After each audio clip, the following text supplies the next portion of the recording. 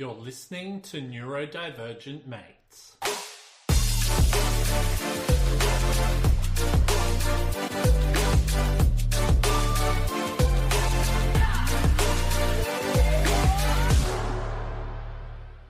Hello and welcome to another episode of Neurodivergent Mates. I'm your host, Will Wheeler, and today I've got a really special guest here to talk to me about building for impact, starting a neurodiversity startup. My business partner, Pratik Bhumkar. What's going on, my man? Hey, Will. So yeah, it's all cool. It's all cool. So for those of you who are listening, Pratik was rather nervous before coming on. Hopefully we can get him into it. But Pratik, it shouldn't be too much, mate. You'll do really well today. You excited about this? Yeah, very excited. I know I'm not a social media guy, and it's the first time I'm coming on a podcast. No First time for practice, just everything, okay, mate. live right away. So Nice. It'll be okay, mate. So don't stress. So before we get stuck into this, let's just do a little bit of housekeeping, just so for any new listeners who might be listening in, all of that, they can check out what we're doing. So if you haven't already done so, please subscribe, like, and follow to all of our social media pages. We're available on TikTok, Facebook, Instagram, X, Twitch, YouTube, and LinkedIn. Also, too, wherever you listen to your podcast, please subscribe, rate the show, all of that. It really does help with the algorithm. And also, too, we've got some really good newsletters coming out. If you haven't subscribed to our mailing list yet, please go to neurodiversityacademy.com and sign up. The more, the merrier. So while we're talking about Neurodiversity Academy, if you haven't already done so, please go to our website and check out all the great work we're doing there. Got some really awesome organizations that we're starting to get on board there. So it's all starting to happen. And hopefully in the new year, we'll be able to share some really great stuff that will be happening with that and so forth there. Now, I'm not sure if we'll be getting into anything too deep here, but just a warning for anyone who might be listening. Some discussions may be triggering. If you need help, please reach out to a loved one or call emergency services. We are not doctors. This is a space for sharing experiences and strategies as well.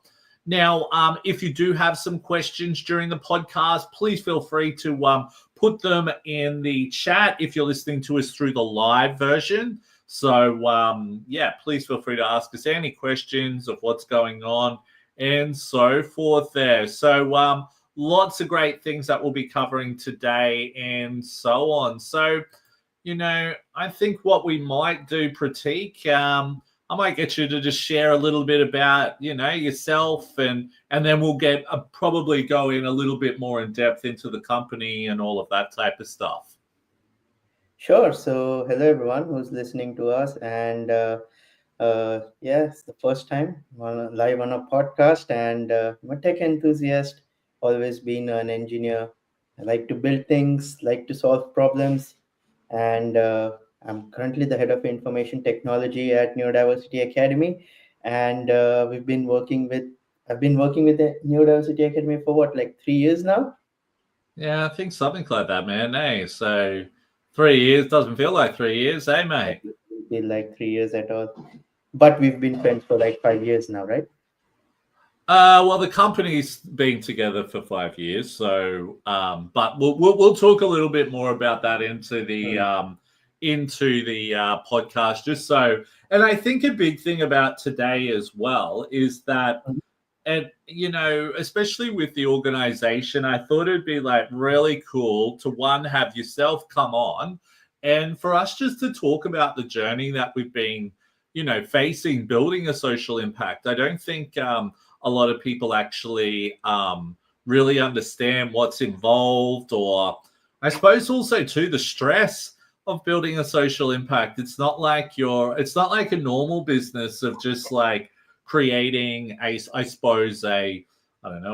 lawn mowing business or anything like that. And I think it will just be really good for our listeners to maybe, hear some of the struggles that we're going through, and some of the things that we've been able to work together and things like that. Now, also too, for those of you who don't know, Pratik is actually a Liverpool supporter, aren't you, my man? Yes, I am a Liverpool fan. You see, Liverpool through and through. Okay, and the thing is, just for our British listeners, please don't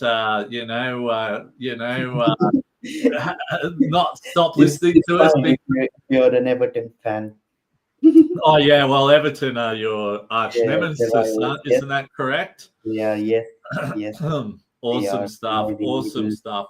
But look, let's get into this here. So,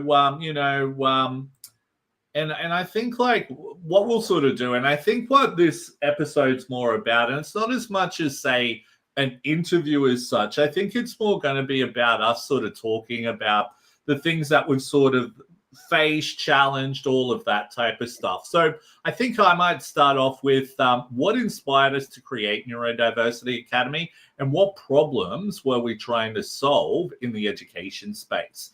Now, I suppose for us, Neurodiversity Academy actually started before Pratik came on board. We had the original idea with Neurodiversity Academy was actually to start our own like college where we could develop our own content, all of that type of stuff to make it more inclusive for neurodivergent learners, all of that. Now, for anyone who has ever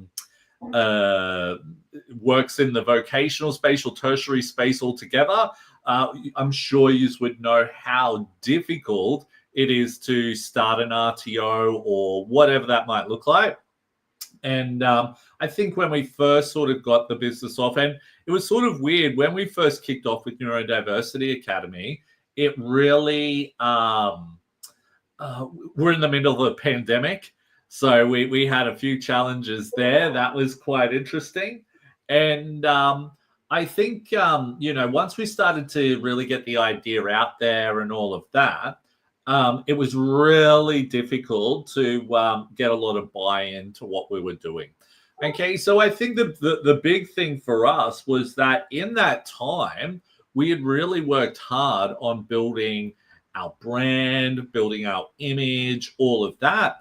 And we actually had identified that, especially when I'd be going to events, a lot of people would be like, oh my God, that's Will from Neurodiversity Academy. And I'm like, oh my God, this is still a really good brand. We need to do something with this here. Now, I think for myself, especially during the pandemic, I really had, I was really bored. I had a few ideas and I was sort of like, you know what? I think I might try and learn how to code. For the record, I still don't really know how to code. I still have a little bit of an idea, but we'll talk a little bit about that shortly. And so I ended up doing a course through an organization here in Sydney, and it was online, all of that. Now, the biggest problem I think that really, I suppose, made me angry with the whole experience was that when I signed up to this organization to do a coding course, now this coding course was fee for service. So this course ended up costing me something like $10,000 or $11,000, right? I went in there, I said, look, I'm neurodivergent. Are you going to be able to support me? This place, swore black and blue. Yes, we can definitely help you. We've got all of these things in place there. And, I was sort of like, okay, all right, I'll go with this. If they say they've got it, if not, I'm going to be jumping up and down, So sure enough, I ended up getting into this course. I think it was front-end development I was learning, something like that. Yeah, it was just JavaScript. Yeah, things like that, right? And this organization, they definitely could not support me. They had, for starters, their learner management system was absolute garbage. Their content was absolute garbage. Their, the people teaching me had no idea on how to best support me, all of that, and had really no idea that I needed special help and all of that. So, this caused a great deal of stress, anxiety, depression. And also, too, it made me really furious as to, for me, it just felt like this organization, all they wanted was my money. So I reached out and said, look, I need extra help here. I could only book in half-hour sessions with a trainer before, like, there was other stuff that I'd have to learn, and it just kept snowballing and snowballing there. To the fact that I said, look, I really need some help here. You guys aren't helping me. This is ridiculous. So, I just wasn't learning. The teacher was not very good at all. And this was an issue. Now, the biggest problem was I was then like, okay, well, I'm going to need to go find a tutor to help me because I have no idea. So I ended up reaching out to some people and ended up meeting Pratik. And, Pratik became a tutor, all of that type of thing. And I think we spent a lot more time probably talking about neurodiversity and I think, talking about like things like how bad like education was for certain things and how we need to approach things and all of that. And I think sometimes we'd have like our training session. I'd just pay Pratik to just have a chat with me for like an hour and all of that. And we built it. What's that? It was like a therapy. You just talk to each other. Yeah. And it was pretty cool. And I think it was really cool because, I think one of the hardest things that I've found in business is, finding the right business partner to partner with. And then, one thing led to another. And we're like, look, man, I reckon we should try and building something like this here. Pratik had the skills to bring to the table. I definitely didn't have the coding skills. I can definitely what is it? Control C and Control V. I'm pretty dynamite with that. But it was and really that's how we built from there. And we had a few ideas that we wanted to put together and then went off from there. But Pratik, what was what were your feelings in that around that time, out of curiosity? Yeah, so I always thought that one size fits all has been used in education since ages. And since I was like, when I was at school, I'd be uh, super or hyperactive. I'd be called names. My teachers would doubt my work. They would always consider me a dumb guy, and there's no credibility in what they'd say, and or they would never trust me in what I'd say. I'd always I felt I was good enough, but they never thought it would be. So I always had that feeling when teachers are not respecting anyone. They're not respecting the students. So I always felt like if I ever teach someone, I'd be giving them the utmost respect that they deserve. And I always grew up around neurodivergent individuals. I've shared it in the past, and I have no issue sharing again. I had a neurodivergent cousin, and she was really, she was autistic. She was amazing. She was very smart. She'd be great at art, and but she wouldn't talk. She wouldn't have the right communication skills. So her husband ended up divorcing her, and it hit me hard. It hit me hard to a point that I felt it was unfair, but I couldn't do anything. And that's where I always had that feeling where I wanted, and I knew that every mind is different, every person is different. And that's where it propelled me towards joining Neurodiversity Academy, joining the cause with you. And I still remember the day, like we used to talk. Sometimes we just connect and talk like two friends talking to each other. And we just I remember the pivot that we took. It was a big change.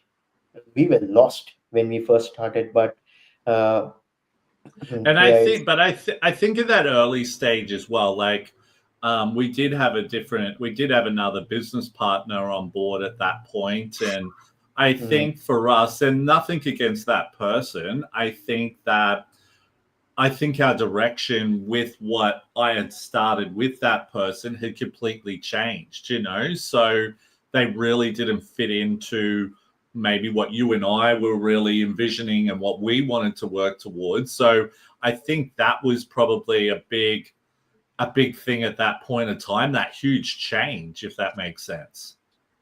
It's a huge change. It made us think. It made us rethink about our values, on what do we think we believe in, and what do we Yeah, really want true. to do. Yeah, no, and that was the thing, wasn't it? I think that like when we first like sat down, we're like, all right, so it's just you and me now. This is the idea. We're Yeah. really going to need to start with this here, and I think we spent a few weeks just really working on those values and just really honing in on them. I think there was a whole range of values we first had, and then Mm, we like said, no, I think this more works here. And I think that was interesting. And I think I said this to you the other day as well, is that um especially whenever we do like our promo stuff and all of that, mm, you'll always see our values like in the front 2 pages or whatever that looks like, right? And it's so interesting to see that was the beginning. Do yes. you know what I mean? It's like, holy crap, man. If you think about like, we started with the values there, and now we've got, the platform, we've got organizations who are signing up to us. Mm, We're still a little bit off from what we're really envisioning, but it's mm. like, oh my God, we are making progress. And that's the cool thing. Yeah, we're making tremendous progress, but I still, like, at that point we might have thought like, oh, we're spending too much time on our values, but now I feel like every single minute we spent on it was worth, because everything we do, is rooted in our values. And we every and anything we do, we just ask ourselves, is does it fit in the value Mm. system that we've built for ourselves? So I think Yeah. it is worth. Yeah, and I think that is definitely something that, if you're, and I think it doesn't have to be just a social impact. It could be any business, Anything. it just makes so much sense to really hone in on them and then make decisions based on that, and I think like I think some of our experiences before we created those values as well, that was what really crafted them. And it's actually interesting seeing some of the people we're talking to or whatever, how we're able to make those decisions based off those values and so forth there. Yeah. And I just hope we continue following our values. And because I see businesses that have grown beyond, like they've grown, went on to become large businesses, and don't hold on to their values anymore. But Mm. I hope we grow, we become a Yeah, large business, but we still hang on to our values and I propagate think it that's, throughout yeah. the company. Yeah, and I think that's going to be key moving forward and so forth there. But yeah, it is interesting. Mm. Just some of the decisions we've had to make, and based on those values, it's just like, and you know what? I was even thinking about an organization today, and I'm like, you know what? I'm really starting to think that organization isn't really fitting in with our values, type of thing, like that. So it makes you really go, is this right for us? Where other organizations I'm starting to deal with, I'm like, oh my God, this is us. This is like looking at us in a mirror, type of thing, things like that, and so forth there. But what I might go into now is Just what before was, we go on to the next question, like yeah. we didn't answer the first part of a question. What are we trying to build? We trying to ensure that the traditional learning organizations are making their content accessible to people coming from a neurodivergent backgrounds. I guess listeners Well, who, yeah, yeah, so listeners pretty much in a nutshell, like the hardest problem is for neurodivergent people is to find the right education providers where to study, who understand you and know what supports you need or what types of reasonable adjustments can be in place. So what we're trying to do at Neurodiversity Academy is a few different things. Now, one, we've got our endorsement. So the endorsement, what that means is that's going to be huge for an organization, not only for an organization, but for the people who come and study through Neurodiversity Academy. So what we do, we actually go and find, universities or, registered training organizations, whatever that looks like in tertiary education. And then we go through I think it's something like a 65-page endorsement checklist that we work with our so we've got like a academic board or a committee, an endorsement committee, that we all sit down and go over what does this organization have? What are they doing? What's great? What could they improve on? What doesn't really match with what they're saying and so forth. Now, at the end of the day, what will happen is that organization will then get an endorsement badge. All right. And they'll be endorsed by us, for an annual type of thing where they'll be paying for that every year type of thing. But what they could potentially open that organization up is to potential business for them, draw potentially new customers to them, bring a lot of good things to that organization. But what we want to do as well, we want to showcase all those organizations on our platform. So you'll be able to type in what you want to study, how you want to study, where you want to study. Okay. And you'll be able to see all the organizations that come up that provide that qualification. You'll be able to see what supports they have. You'll be able to see what possible reasonable adjustments you might be able to get. And then, so possible reasonable adjustments. And then, as part of signing up through one of our endorsed partners, we want to provide, students. And, I think a big thing, especially here in Australia, not all neurodivergent people can get access to, say, funding or NDIS funding. Okay, so we want to make it that if you sign up to one of our organizations through our platform, we're going to give you like career support, study support, all of that while you're studying to help you progress in your career, which you wouldn't be able to do. You'd have to pay for it. So we want to provide that free of charge through the money we make of referring students and things like that there, So we really want to change some things and really help people make more informed decisions about where they study, before they study, and so forth there. So, that's a little bit about what we're doing there. Did you reckon I answered that one pretty well there, Pratik? Yeah, you did. And just like to add to it, where everything we do, social impact is at the core of it. So we want to have that social impact. We want to make a change, and probably that's it, right? Social impact. Yeah, and I think as well, like, it's sort of hard to know what that impact will look like yet, because we know what type of impact we want to create, but it's like at such an early stage here, it's so hard to say, look, this is what we're going to do.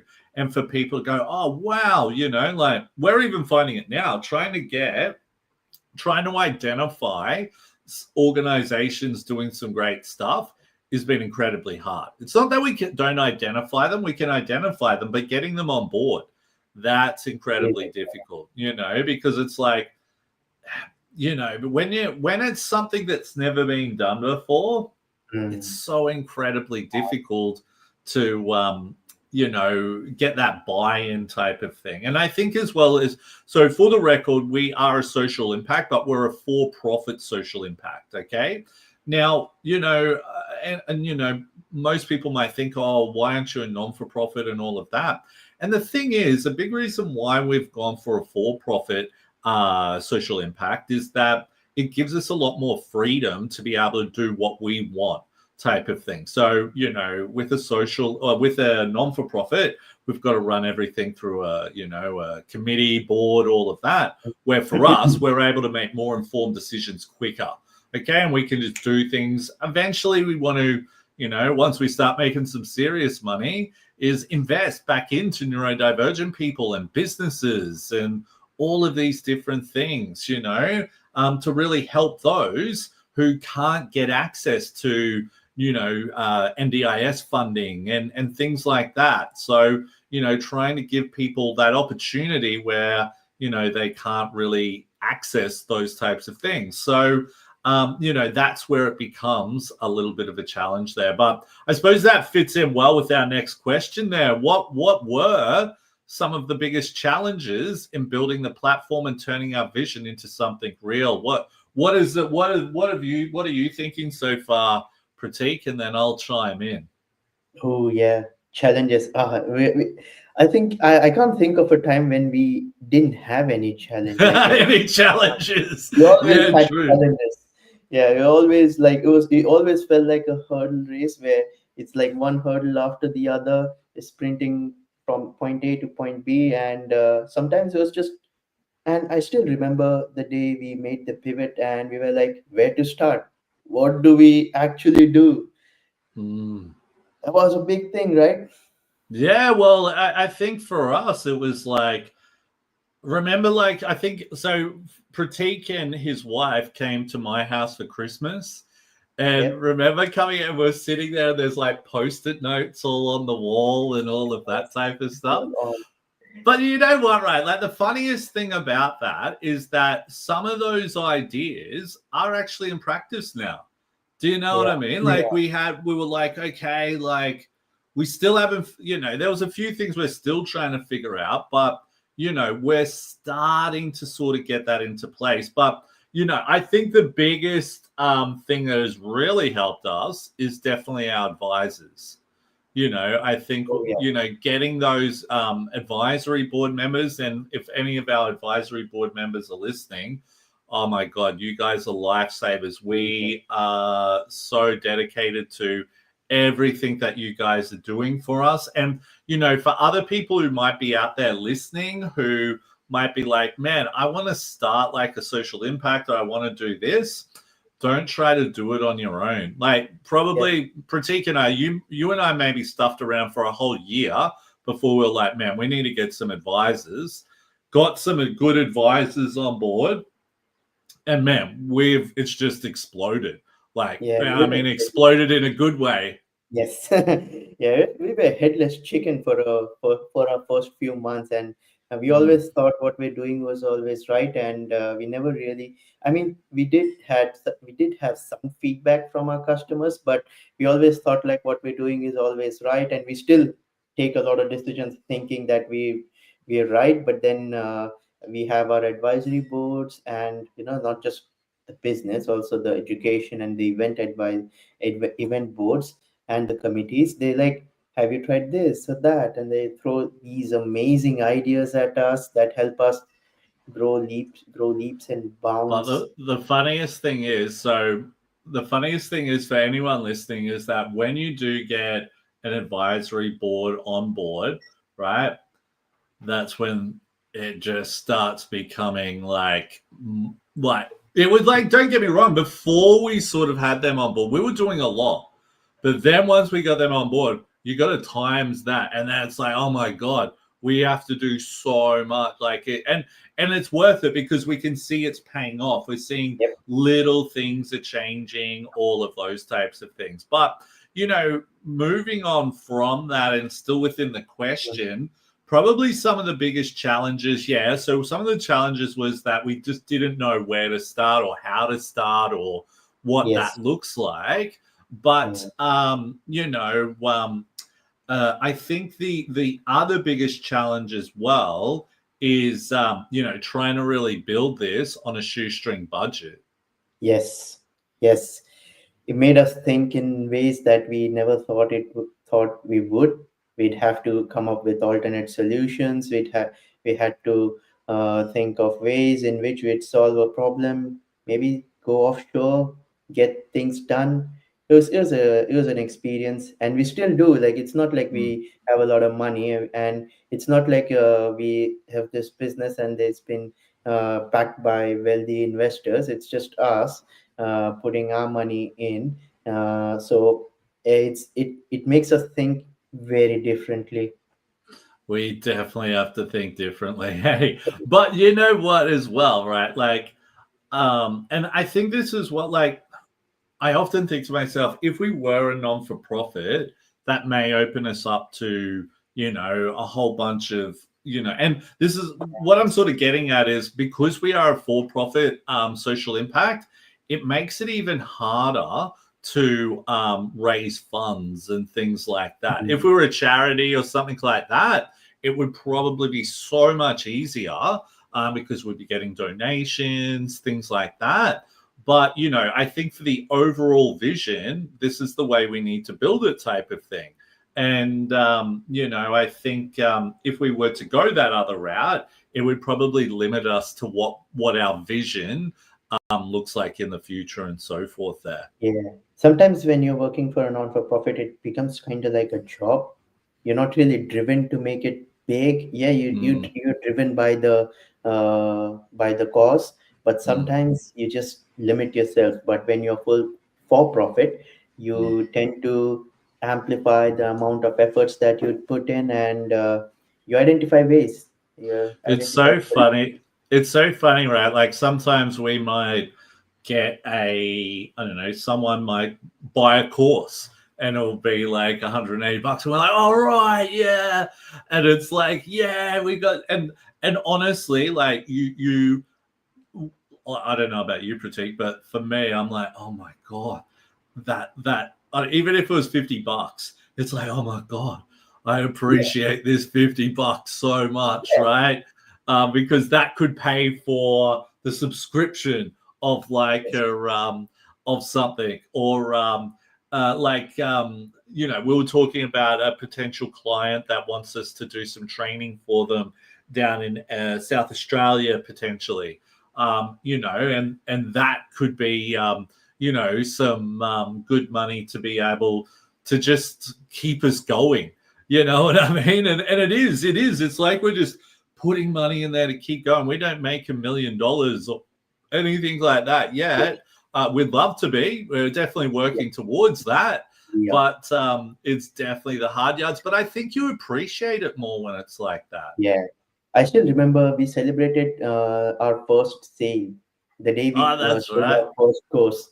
Oh, it was We did only $80, right? $80, but I was like, I called you up and I was like, we have our first sale and someone bought it off, and it was like, we were so happy. So it was nice. It was a good feeling. Yeah, yeah. And I think, and we say this a lot, celebrating those wins, especially at this early stage, it's crucial, And I think there's been times where, you've had mental health problems, I've had mental health problems, and, sometimes these small wins really helps with those things. Yeah, and fortunately for us, a challenge that we didn't have is we were friends before we became business partners. Because I remember, like, if we weren't friends, we would take a lot of time trying to understand each other, build that bond, build that Mm. relationship. So that's where I felt like others would have a challenge, but we were a bit lucky considering the Yeah, fact that but I think it's a pretty cool way that we met because we had met because one, I had had that problem with an organization. I needed to go find a tutor. You became a tutor, and then we're like, man, this is a problem. We need to solve this yes, because so many other people have problems with this, and I'm sick and tired of being screwed around all the time. So I think it's like it's what's it's destiny, is yep, that it like was is destiny. that the word I'm looking for type of thing? But nah, it's been interesting. But I think probably the other challenge like we've been facing, I think I said this before, is that buy-in at this early stage, trying to get people to buy into what we're doing is just been incredibly difficult. Like, the value that we're going to bring to certain organizations and that will be just unreal, but we just don't have the data and that to back Yes. that yet. Yeah, it's just hard to convince them, but we can see the value in what we are offering our customers. But Hmm. it's sometimes it just gets lost in translation, or there's too many layers, so the value it doesn't get propagated throughout the organization, but we know what we're providing is super valuable to Mm, them, but mm. it's just hard to convince them. Mm. And I think probably the biggest thing that well I know I look for is definitely leadership.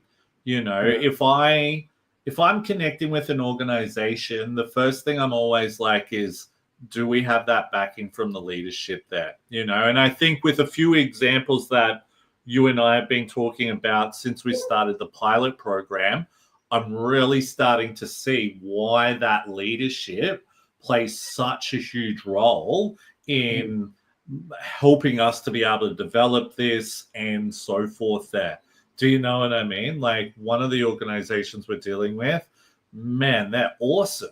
Do you know what I mean? And it just makes it like they align directly with our values and it just runs like clockwork almost. yeah. Touch It wood. has, yeah, touch wood, touch wood. It You has to know. be driven from the management. It's not something that the employees could drive by themselves. I mean, it could if they have the will to do so, but I feel like it should really be driven by the top management.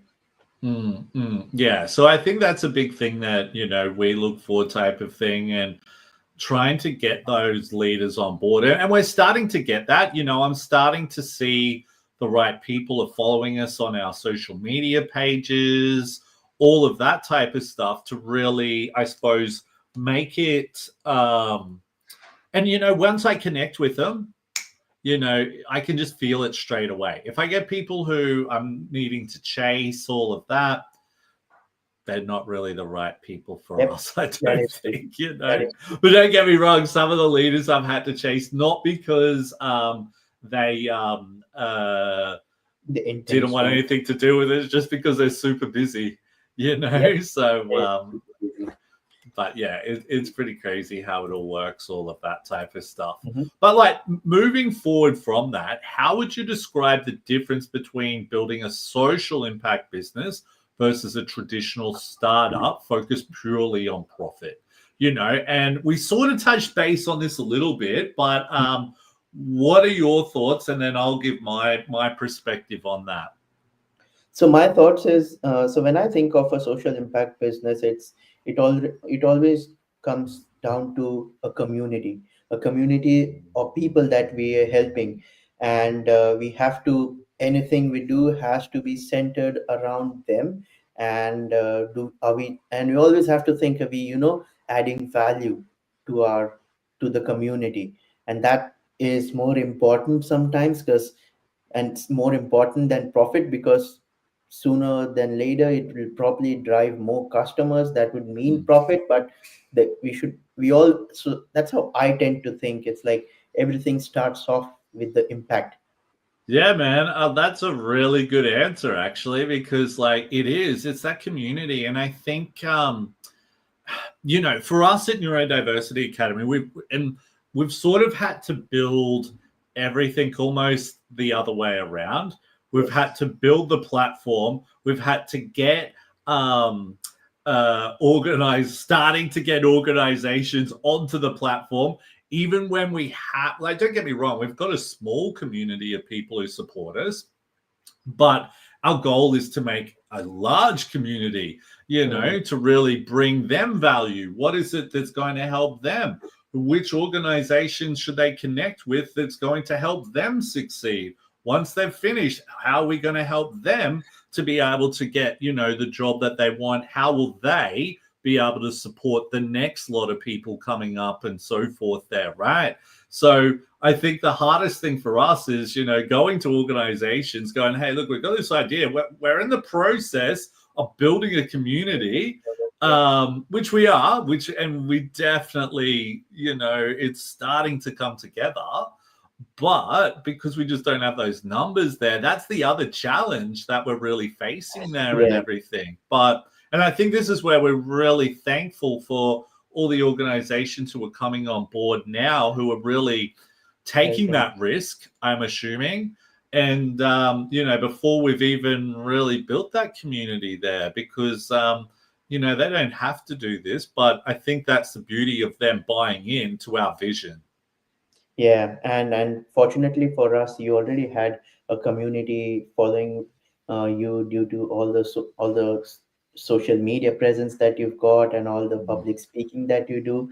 So I felt like we had a sense of trust and responsibility that was put into us by the community. So we have to, you know, deliver on the trust. Totally, totally, totally. And you know what? It's such a good point you bring up. It's because, yeah, we're extremely lucky that I had a pretty big following, but that following was more around leadership, tertiary Hmm. education, the workplace. Now we really need to build, younger people, the youth, their families, mums, dads, all of those types of things. Where, don't get me wrong, I'm connected with like parents and all of that, but this is a whole nother kettle of fish that we need to start building off from that. But with that, I think having the support that we've had or grown over those years has really helped us to for the credibility, probably It more than is. anything. And I think as well, and this is where myself and yourself bring our skills come together, that really makes Neurodiversity Academy so strong, is that I can walk up on stage and I know exactly what I'm talking about. I can get up on stage. People will definitely buy into what I'm saying because I've lived it. You know what I Yes. mean? I'm not up there like bullshitting. It's all real. And that's what makes us different from anyone else trying to do what we're trying to do, type of thing. So, that's a beauty thing. That's beautiful in what we're doing there. But I think as well, and I'm especially at the early stages of Neurodiversity Academy, and I mean once we were going into the tertiary sector, not the old sort of part of it, was that we were trying to look for funding. We were trying to reach out to get investors, all of that type of stuff. And I think the biggest thing that I've learned is that with your social impact as well, when you start getting investors investing in the company and all of that, and this is what happens with a lot of tech startups, all of that, you start losing control of the vision. Yes.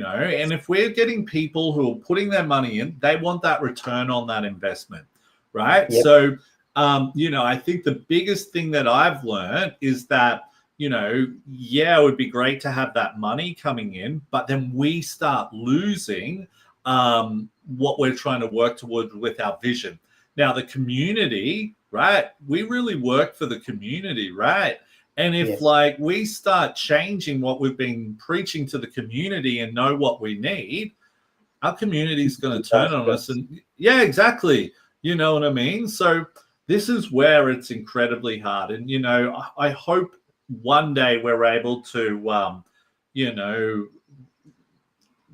we've been talking about doing some crowdfunding Yep. shortly, really trying to build the community so we can, start getting some money together so we can put into some of these programs and all of those. And, maybe if we do meet someone who's an angel investor who shares the same vision as us, that's what we'd want. But for us, we really need to get that data up and really show that what we Yeah. are doing is real. It's like you've got to get money, you've already got to be making money to get investment, Yes. if that makes That is sense. And true. it's incredibly difficult. It is. It is. But remember the time whenever we talk to any parent who's got a neurodivergent kid, and their reaction always is the biggest driver that we have, and it's a living, say, what do you say? It tells us what impact we're doing, because every time we talk to a parent, their reaction is like, whenever we ask them about, are they helping us, do they have accessibility, and they're like, Mm, hell no. And the reaction tells us all. It's so relieving. mm. I mean, not for us, like, they're going through the struggle, and it just brings us gives us the belief that what we're doing is right. Yeah, and you know what, I can't wait to one, get the organizations on the platform so people can search it. Yeah, great, tick. Which we're not too far off from getting to that. Having the community there, right? A big community comes to our events and really gets behind us in what we're doing. But when we're able to start like helping some, giving some the people studying through the organizations that we're endorsing, giving them like putting them through programs that isn't going to cost them any money, to be able to, study and get career advice, all of that. I can't wait to see that. And then seeing them go out and really start thriving and then come back and support other people going through the same thing. That's what I want to see. That's community right there, man. That'd be real testimonials for us. Yeah, totally, man, totally. And I just can't wait. And like, it's hard work. And I think for, being like, owning a social impact, all of that, that's the hardest thing. Because in your head, you can see, man, I just can't wait to help these people. But then you're trying to share what you're doing and you just have to, it's like you take more hits than what you do wins, Think about like if Liverpool lost every game this year but only won 2 games. That's like what it's like to own like a social impact. Do you know what I mean? Because there's like less wins. Oh, well, there's more losses than wins, if that makes sense. Yeah. You've become like a punching bag for the past 3 years. It just some hits. It is like that. No, totally. Yeah. Now, moving on from that, what have been some of the biggest lessons or turning points for us as co-founders working in neurodiversity in the education space? Did you want to go first, mate? Yeah, sure. So I guess as I touched on it before, the biggest lessons or turning points for me was the feedback from parents and people identifying this as a real issue. I remember I was talking to some guy in a park, and he was like, "I'm moving back to a country X because there's not enough support here." And I was like, okay, all these things, they're like turning points, they're lessons for us to, and they keep us motivating all the time. At least gives me the drive to say, spend that extra hour late night when I'm losing my sleep, but I know what I'm doing is right. And apart from that, the acknowledgments that we've received, the the good institutes, the organizations that they're working with us, they see the value and they acknowledge the value that we're providing them. They're ready to work in with us. They're ready to spend uh, their their valuable time. I'm really thankful, and I really feel great when they they trust us. Yeah, that trust is huge, and like if you think about one of our, and respect, respect goes both ways. And I think if we look at one of our values, our second value is respect. It really does mean the world type of thing there. But you know what, some of the turning points for me have probably been is that, especially once we started to, I think for a long time, I might have been worried about asking for help. Do you know what I mean? Or I was worried that like I would be seen as, taking advantage of people for asking for help. Do you know what I mean? And I got to a point, and for me, I would have a lot of people reach out and go, "Oh man, if there's anything I can do, just let me know." Do you know what I mean? And I'm thinking, I don't want to have to put this person through this and that. And I think definitely I just got to a point where I was like, you know what?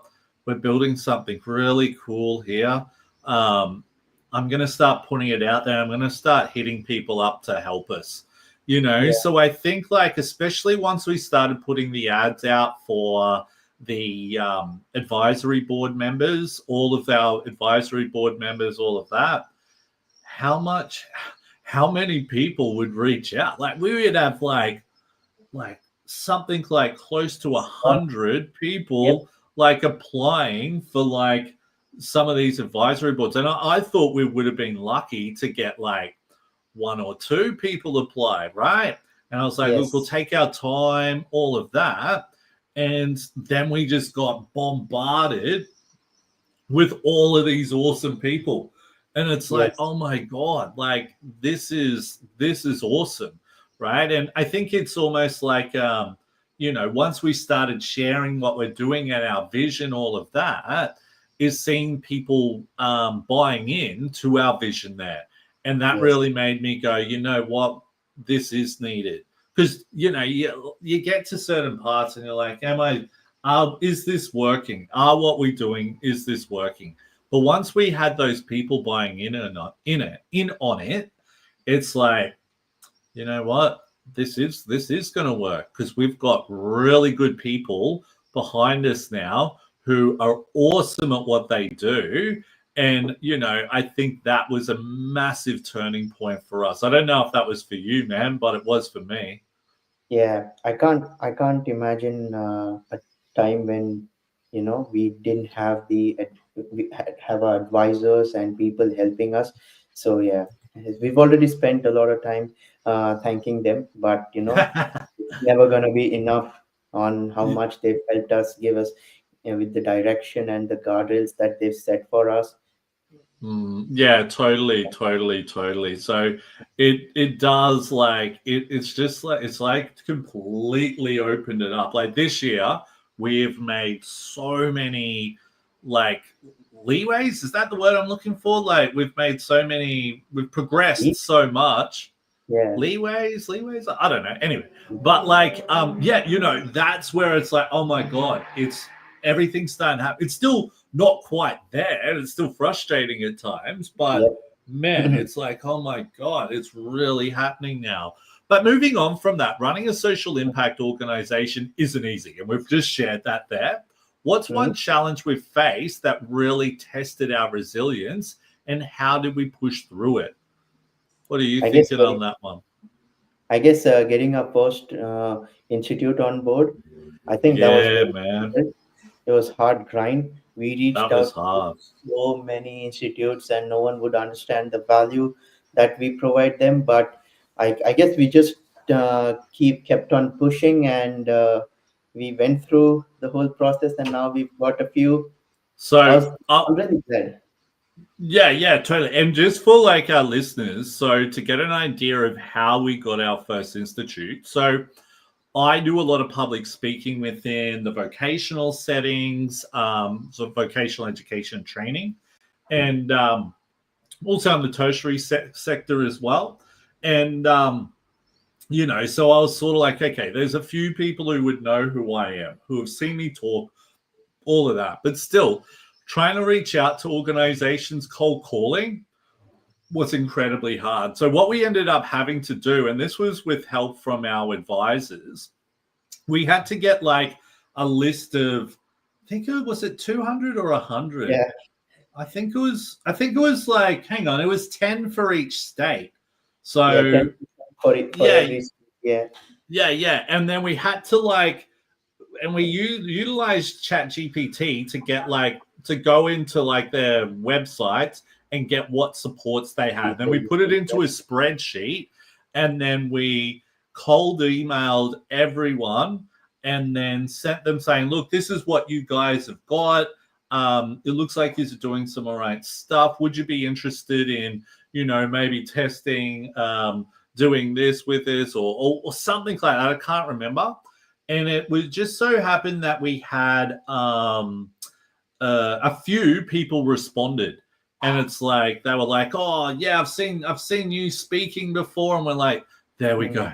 There's someone. Okay, let's see if they're interested in coming on board with this and all of that." And what's been interesting with that whole exercise, right, is Mhm. that since we've reached out to some of those organizations, there were ones who just didn't even reply. Yep. But what I'm starting to find out now that we're launching some of the pilot programs, all of that, some of those organizations I'm noticing are actually connecting with us on like LinkedIn and things like that. So it's been an interesting experience. So it's definitely something that um, has tested us, but we're Yes, yes, starting. And yes. look, don't get me wrong, we're still learning, right? Yeah, We're getting to the technical side now of getting the platform all ready to rock and roll, and that's a whole nother thing within itself. But for us, we want to get it right. It's not yes. about getting something up there that's dodgy and cutting corners. We've got to get this right. Not just for the organizations that we're dealing with, but for the people that we're representing as well.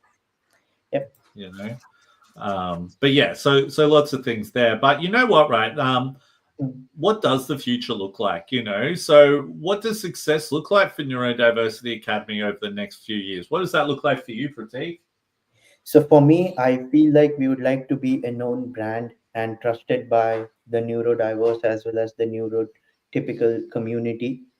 People knowing us, they could rely on us, put the trust into us, all, and that's where I felt like we delivered the impact and we've made it. That is the measure of my success for Neurodiversity Academy. Then thinking about, then if we go beyond, we could have government bodies reaching out to us, consulting for suggestions, and helping us, and then trying to improve the education system as a whole, Hmm. maybe creating rules around it, and then again going back to our values, a company who lives to the values and people wanting to join us because Hmm. they know that their value system adheres to what we've got. And yeah, like I just think I think for us, I'd really like to get it to a point that if your organization is on our platform, you are the real deal.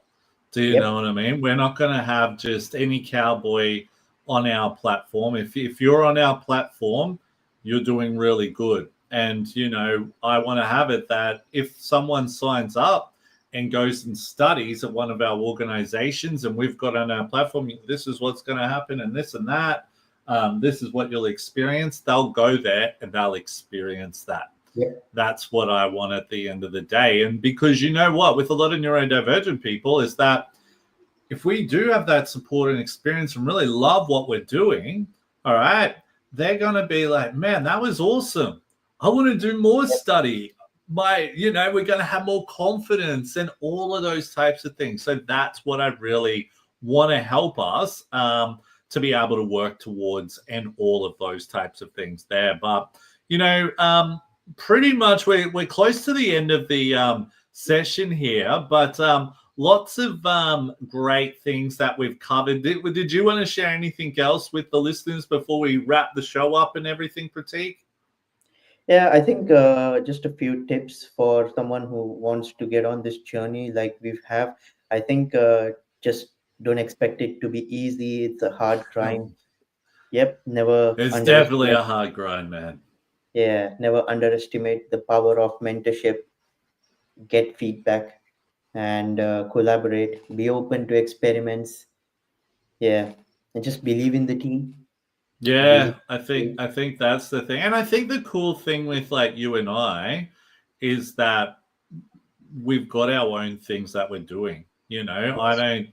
I don't think I butt in and go, "Wait, Pratik, I need you to be doing that." I sometimes do, like, "Hey, we need this or we need that," but I Yep. don't tell you how to run your team, and Yes. you Yeah, know, that is you true. need us. You know what I mean? And I think it's vice versa, and I think that's where it's really it's really worked for us. And I think as well, maybe even moving forward, once we start having, proper more team members come on board, that we can really uh, is it infuse or really help them to be able to build that type of mindset and mentality as well.